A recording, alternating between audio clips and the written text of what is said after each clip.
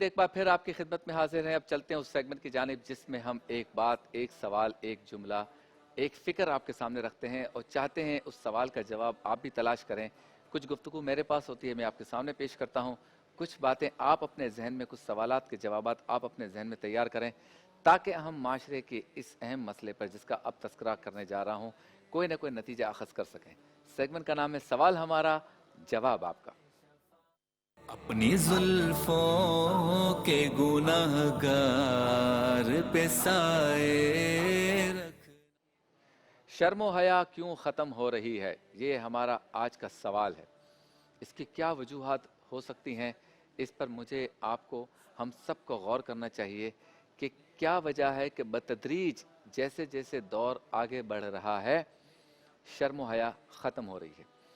میرے اس سوال کو پہلے تو کوئی سچا مانے کہ ہاں ایسا ہو رہا ہے یا نہیں، پھر کیوں کا جواب آئے گا. کچھ لوگ ایسے ہیں کہ جو یہ تسلیم ہی نہیں کرتے کہ شرم و حیا ختم ہو رہی ہے.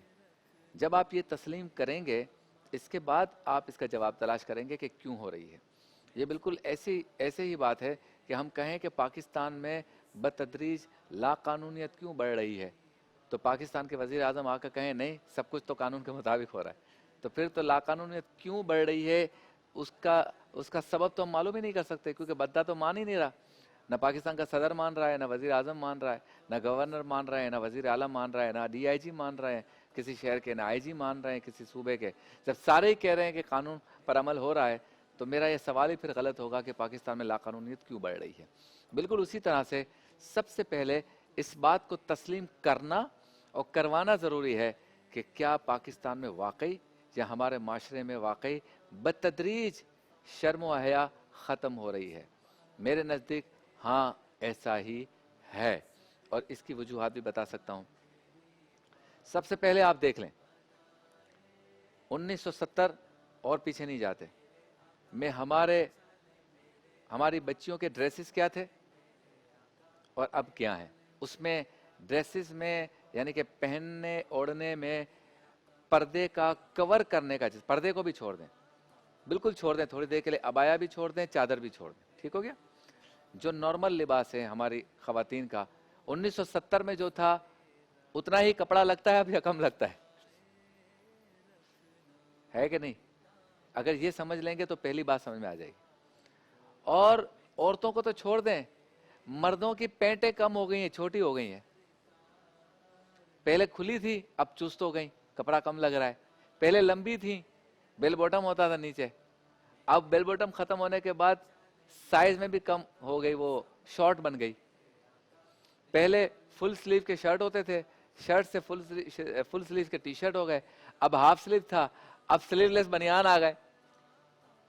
تو 1970 میں جو کپڑوں کا سائز تھا مرد و خواتین کا، جب وہ کم ہو گیا تو میرے سوال کو کیوں نہیں مان رہے؟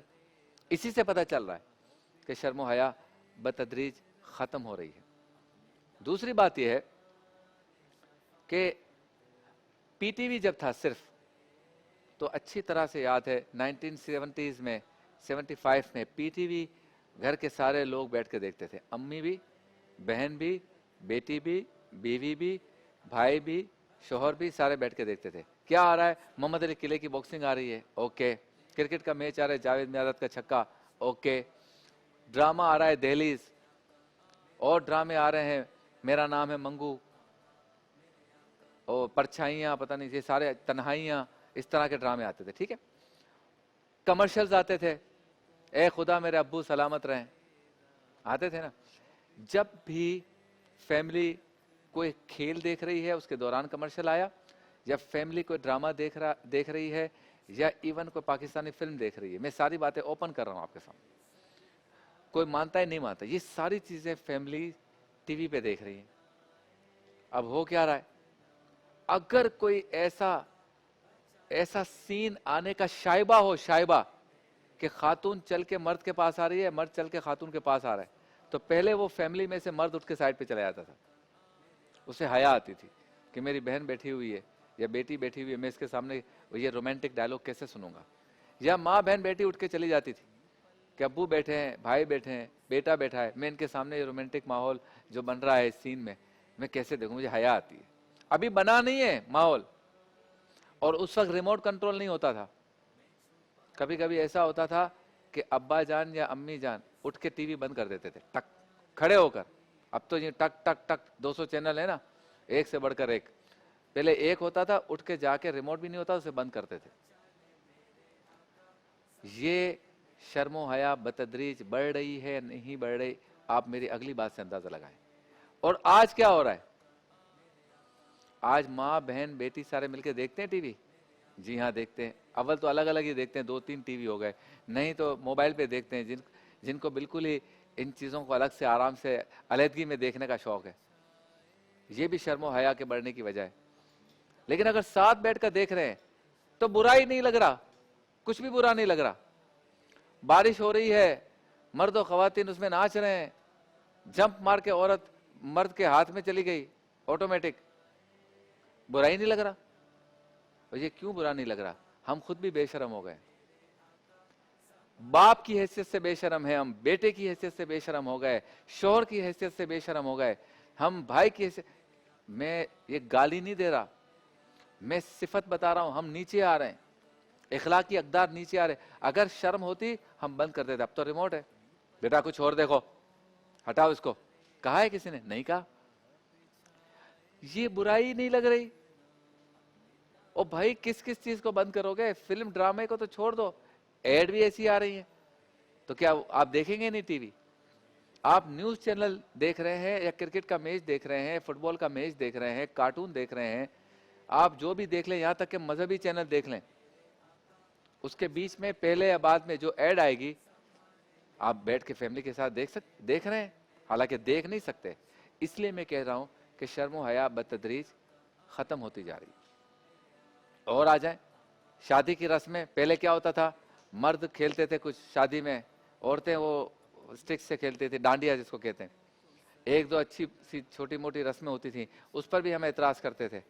اب کس پر اعتراض کریں؟ اب تو باقاعدہ فلموں والا رقص ہو رہا ہے. 1, 1.5, 2, 3 ہفتے پہلے ٹریننگ کے لیے خاتون یا مرد آتا ہے کہ ایسے ناچنا ہے, اور پورا خاندان مرد و خواتین بیٹھ کر, میرے آپ کے ہم سب کے خاندانوں میں یہ مسئلہ ہے کہ شادی کی تقریب میں وہ دیکھ رہے ہیں ساری چیزیں. تو مجھ سے کیوں سوال کرتے ہو بھائی کہ بدتدریج شرم و حیا کم ہو رہی ہے یا نہیں ہو رہی؟ خود دیکھ لیں اپنے ارد گرد, اپنے گھر میں دیکھ لیں, خود کو دیکھ لیں, اپنی شادیوں کو دیکھ لیں, اور آگے چلے جائیں. بازاروں میں جاتے ہیں, بازاروں میں پہلے ایسا ہوتا تھا کہ ایک کلاس کے لوگ اپنی ہی کلاس کے, اپنے ہی علاقے کے, اپنے ہی محلے کے شاپنگ سینٹر کے ارد گرد گھومتے تھے. کہتے تھے اس علاقے میں نہیں جانا, وہاں عجیب و غریب ڈریس پہن کے آتی ہیں خواتین. اور خواتین بھی ڈرتی تھی کہ بھائی ادھر لڑکے جو ہے نا وہ عجیب و غریب قسم کے ہوتے ہیں, سیٹیاں بجاتے ہیں, فلاں کرتے ہیں. اب تو رش ہی وہی اسی علاقے میں ہوتا ہے. چھوٹے علاقوں کے شاپنگ سینٹر میں تو رش ہی نہیں ہوتا, سارے ادھر جا رہے ہیں. اس لیے کہہ رہا ہوں شرم و حیا بتدریج کم ہو رہی ہے. لیکن میں مایوس نہیں ہوں. دیکھیں ماہ رمضان, شب برات, شب معراج, شب قدر, میلاد النبی, محرم الحرام, یہ ایام, یہ راتیں, یہ ساعتیں میرے پیارے بھائیوں اور بہنوں اسی لیے آتی ہیں. ہم اپنے آپ کا جائزہ لیں, اپنی تطہیر کریں, صفائی کریں, نگاہوں کی حفاظت کریں, ہم دعائیں کریں, اللہ سے لو لگائیں. انشاءاللہ تعالی ان ساری برائیوں کا خاتمہ ہو جائے گا.